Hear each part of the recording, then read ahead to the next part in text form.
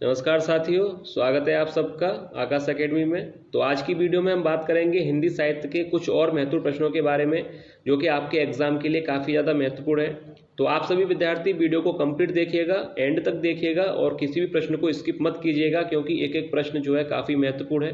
तो चलिए वीडियो को शुरू करते हैं। अगर वीडियो आप लोगों को पसंद आए तो लाइक जरूर कीजिएगा और चैनल को सब्सक्राइब करने के साथ साथ वीडियो को जरूर शेयर कीजिएगा। तो चलिए वीडियो को शुरू करते हैं और देखते हैं आज के महत्वपूर्ण प्रश्नों को। तो देखिए, सबसे पहला प्रश्न दिया गया है। देखिए, पहला ही प्रश्न कितना महत्वपूर्ण दिया गया है। प्रश्न है कि आधुनिक काल का दूसरा नाम है, यानी आधुनिक काल को किसी और नाम से भी जानते हैं, तो वह नाम कौन सा है कि आधुनिक काल का दूसरा नाम क्या है। ऑप्शन दिए गए हैं। ऑप्शन पहला दे रखा है श्रृंगार काल, ऑप्शन बी गद्य काल, ऑप्शन सी व्याकरण काल या ऑप्शन डी काव्य शास्त्र काल।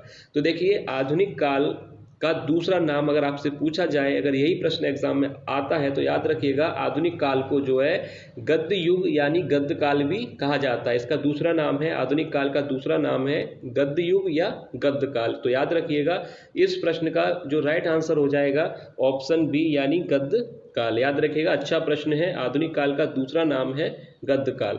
अब इसके बाद देखिए नेक्स्ट देखते हैं। देखिए, अगला प्रश्न दिया गया है, गंगावतरण के रचनाकार हैं। गंगावतरण के रचनाकार हैं। ऑप्शंस दिया गया है। देखिए, मैथिली शरण गुप्त या ऑप्शन बी सूर्यकांत त्रिपाठी निराला या ऑप्शन सी जगन्नाथ दास रत्नाकर या ऑप्शन डी शिव मंगल सिंह सुमन। तो देखिए, गंगावतरण के रचनाकार हैं। अगर आपने अच्छी तरह से पढ़ा होगा तो आपको पता होगा। तो मैं आपको बता दूं, गंगावतरण के रचनाकार, इस प्रश्न का जो राइट आंसर होगा, याद रखिएगा ऑप्शन कौन सा सही हो जाएगा, सी। याद रखिएगा जगन्नाथ दास रत्नाकर जो है गंगावतरण के जो है लेखक हैं या रचनाकार हैं। याद रखिएगा जगन्नाथ दास रत्नाकर, यानी थर्ड ऑप्शन जो है सही हो जाएगा ऑप्शन सी।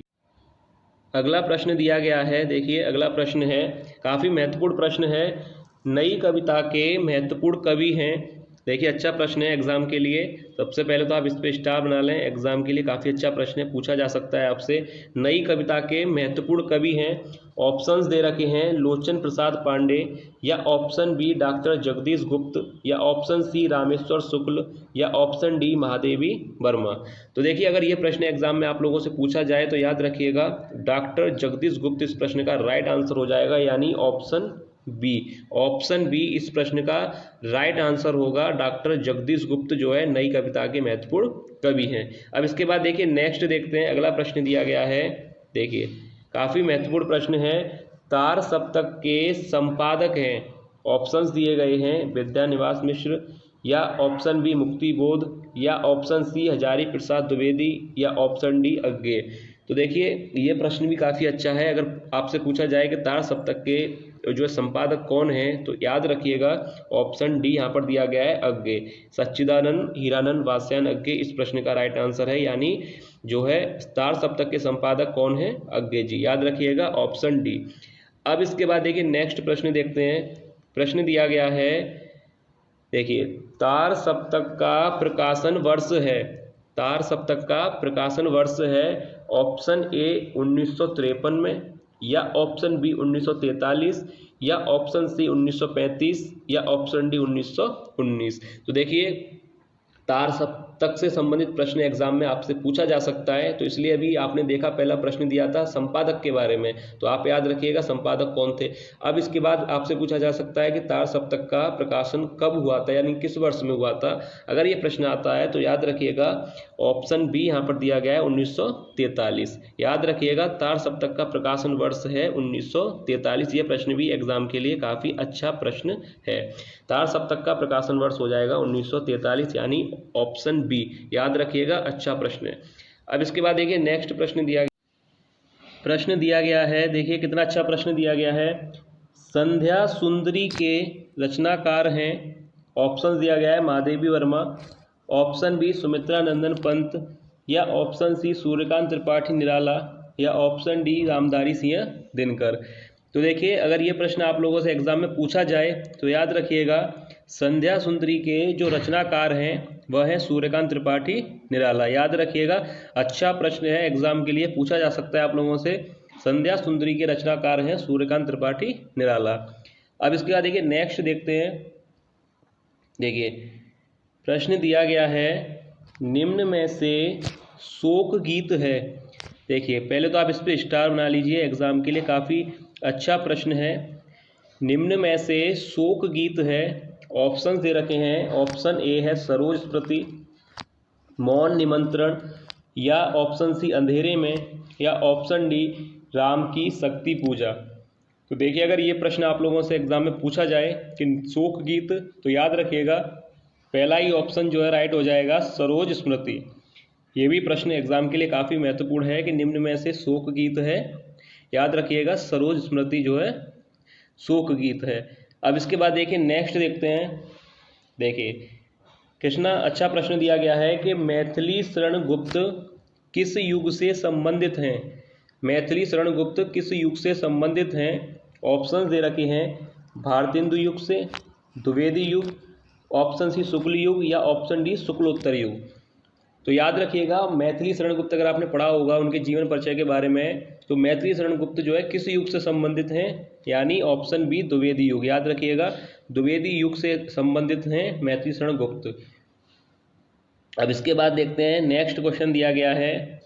देखिए कितना अच्छा प्रश्न पूछा गया है, बिहारी सतसई किस काल की रचना है। बिहारी सतसई किस काल की रचना है।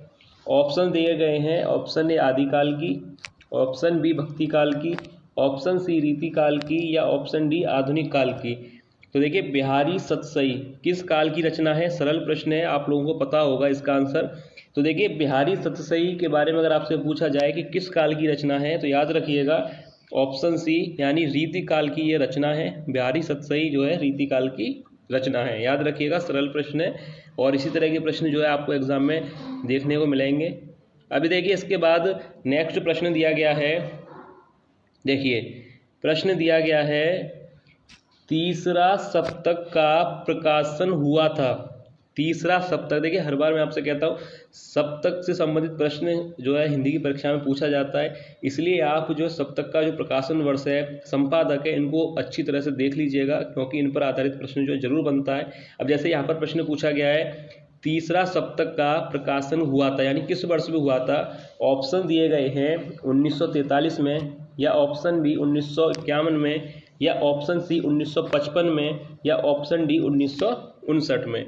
तो देखिए अगर ये प्रश्न जो है आप लोगों से पूछा जाता है एग्जाम में, तो हो सकता है वैसे पूछा जा सकता है, इसलिए स्टार भी आप एग्जाम बना लीजिए ताकि जो भी विद्यार्थी वीडियो देखें उन्हें पता रहे इस तरह के प्रश्न जो एग्जाम में ज़्यादातर पूछे जाते हैं। तीसरा सप्तक का प्रकाशन किस वर्ष हुआ था, तो याद रखिएगा मैं आपको बता दूं ऑप्शन डी यानी 1959 में तीसरा सप्तक का प्रकाशन हुआ था। 1959 में याद रखिएगा तीसरा सप्तक, यहाँ पे तीसरा सप्तक के बारे में दिया है, ये भी देख लें तीसरा सप्तक 1959 में हुआ है, इसका प्रकाशन 1959 में हुआ है। तो ये प्रश्न आ सकता है, अच्छी तरह से देख लीजिएगा। अब इसके बाद देखिए नेक्स्ट प्रश्न देखते हैं। दूसरा सप्तक का प्रकाशन वर्ष है। देखिए वहाँ पर आपने पढ़ा था तीसरा सप्तक का प्रकाशन वर्ष, यहाँ पर पूछा गया है कि दूसरा सप्तक का प्रकाशन वर्ष क्या है।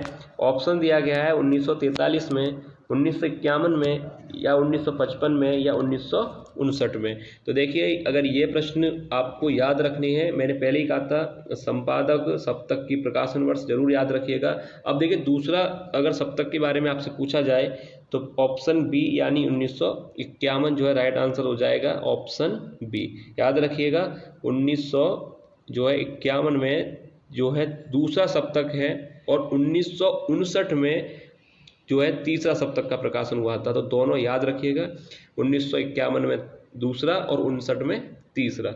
अब इसके बाद देखिए नेक्स्ट प्रश्न दिया गया है। देखिए प्रश्न पूछा गया है कि यामा किसकी रचना है। सरल प्रश्न है इसलिए इसमें ज़्यादा समय नहीं लेंगे। यामा किसकी रचना है।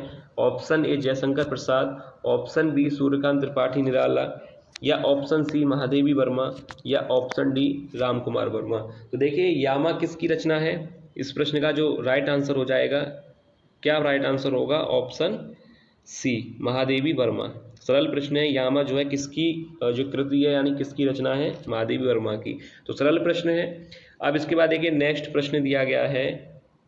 देखिए प्रश्न दिया गया है कि राम की शक्ति पूजा के रचिता हैं, राम की शक्ति पूजा के रचिता हैं ऑप्शन ए गिरिजा कुमार माथुर, या ऑप्शन बी केदारनाथ सिंह, या ऑप्शन सी सूर्यकांत त्रिपाठी निराला, या ऑप्शन डी रामधारी सिंह दिनकर।